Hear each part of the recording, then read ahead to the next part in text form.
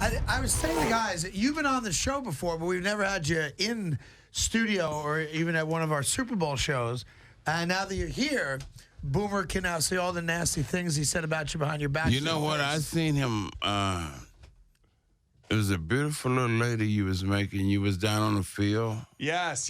I was doing so I know what I'm talking about. Super Bowl's greatest commercial show. Yes. That's when he saw me, yes. See that? Yes, I saw that commercial. I know he does some He good does all right things. for himself, right? Yes. That's the way the quarterbacks always are, though, Earl. Oh, yeah. Like Dan Pastorini. Yeah, I see he got one over. I see he got one over behind his wall. Got Joe Namath on the wall. That's there. who probably told him about those beautiful women.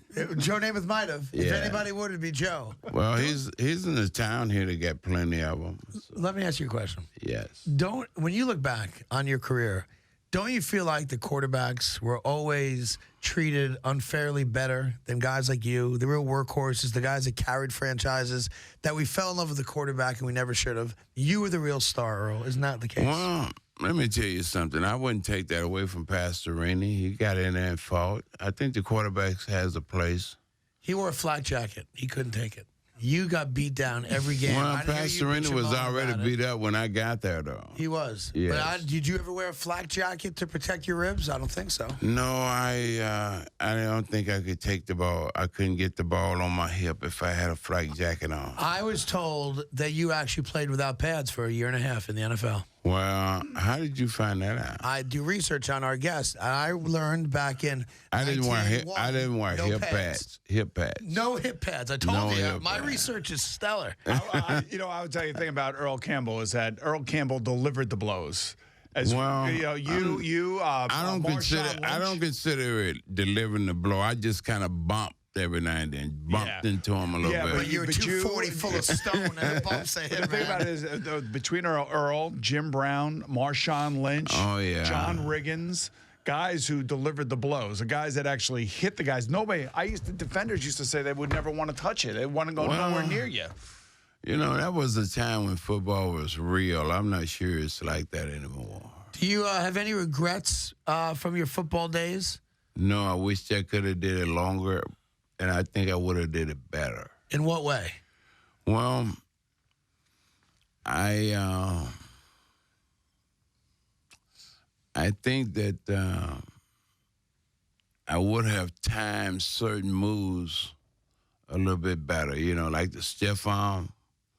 I think I would have gotten that art down. I don't think I quite got it down as good as Jim did, but and when it comes to running the football, I think when I hit the line of scrimmage, I would have concentrated on trying to get a little lower instead of raising up, because I think the power and all is from the your first three steps when you're in a three-point stand. Huh, you were so damn good, I can't imagine you being much better. Well, I'm not sure I was that good. I played with guys that made me look good.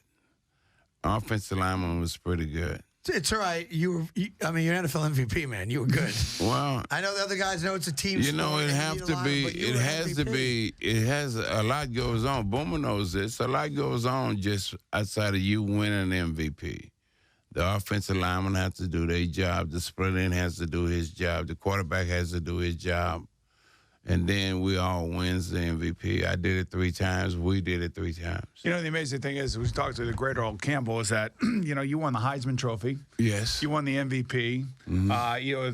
Offensive Player of the Year, Rookie of the Year. I don't know if there's another guy that is as decorated as you are when you think about all the things that you were able to accomplish. I always wonder, back when we played, because you played towards the end of my career, so you were still went into the 84, 85 season, I believe. When you watch the running backs today, and you watch how the game has been a little bit devalued when it comes to the running back, how different a game would have been had you played today, and how much longer you would have lasted. I don't think, for me, I would, in today's football, I don't think I would have fit very good, because like when the longer the fourth quarter, like 8 minutes left in the fourth quarter. Right. I was lathered up, as they say, like a racehorse, and I began to feel good when the whistle blew, I think I had about 10 more good minutes in me in that fourth quarter. So I don't think I would be good today because they run in the game, take you out for 2 plays. I think I would get tired of running from the sideline. And I'm not sure. I think Rodgers would get me a whole lot because I never ran off the sideline. I was too much walking, running for me. I would walk. And you never ran out of bounds either. That's the other thing. Do you regret the fact your running style and maybe some of the impact that it has in your life? The today? reason I didn't run out of bounds, I wasn't a very good dancer. I didn't have no moves. My moves was north and south. And no, I don't regret any of that. I just love playing football. I loved it as a kid. Bless his heart, Charlie Joyner and I, we worked out together in the off season. I can remember meeting at 7 in the morning, 11:30. And then at 5 o'clock, there was a heat of the day. We ran together. I couldn't lift weights. Right. So I worked on flexibility and running a lot. How much time did you spend in the locker room with a pair of scissors on your jersey so that when guys grabbed you, the jersey just ripped away?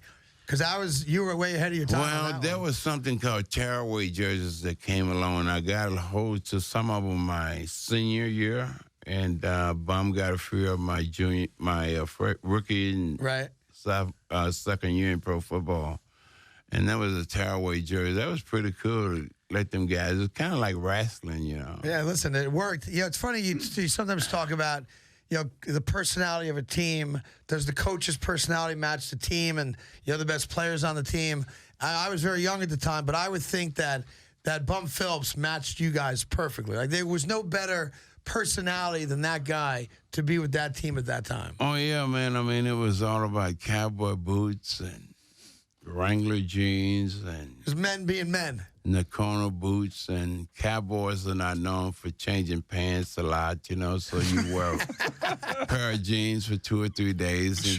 And then, I dip Skull, and we all remember the commercial. He You had actually on that- the beach doing it in one commercial. yeah, he had that chewing tobacco, and I would go against him with I couldn't dip that. I couldn't chew that stuff. That knocked me out. What he had, days he had worth real of stuff. wear wheels. But me and Walt Garrison stuck with Skull. So it was kind of like in that John Travolta area when the Urban Cowboy, Mickey Right. Gilley, all that. Yeah.